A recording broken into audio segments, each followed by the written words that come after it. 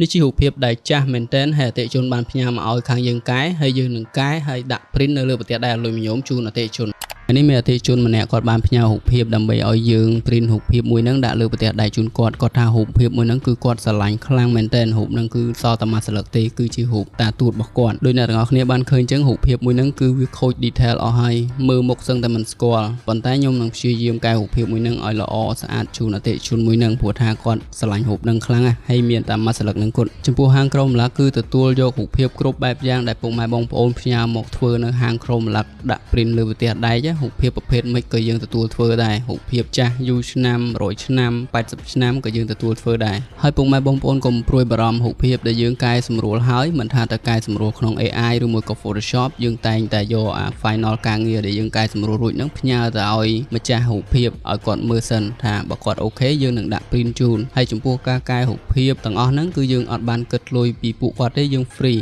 ឲ្យតែពួកគាត់ទទួលសេវាកម្ម print រូបភាពដាក់លើប្រទេសដៃគ្រប់ទំហំនៅហាងក្រុម Lab អ្នកទាំងអស់គ្នាអាចតាក់ទងមកកាន់ពួកយើងតាមរយៈ page Facebook និង link Telegram នៅក្នុង description អរគុណអ្នកទាំងអស់គ្នាហើយនេះជា result ដែលយើងបានកែរួចជូនអតិថិជនហើយដាក់ print វាផ្ទាល់នៅលើប្រទេសដែកឲ្យលុយមញោមអ្នកទាំងអស់គ្នាមើលពីគុណភាពហើយសាច់ detail របស់រូបភាពមួយហ្នឹងគឺវាពិតថ្លាច្បាស់ត្រជាក់ភ្នែកគឺស្អាតខ្លាំងមែនទែនអ្នកទាំងអស់គ្នាអាចប្រៀបធៀបបានជាមួយរូបភាពចាស់ដែលនៅលើ desktop របស់ខ្ញុំអ្នកទាំងអស់គ្នាមើលទៅ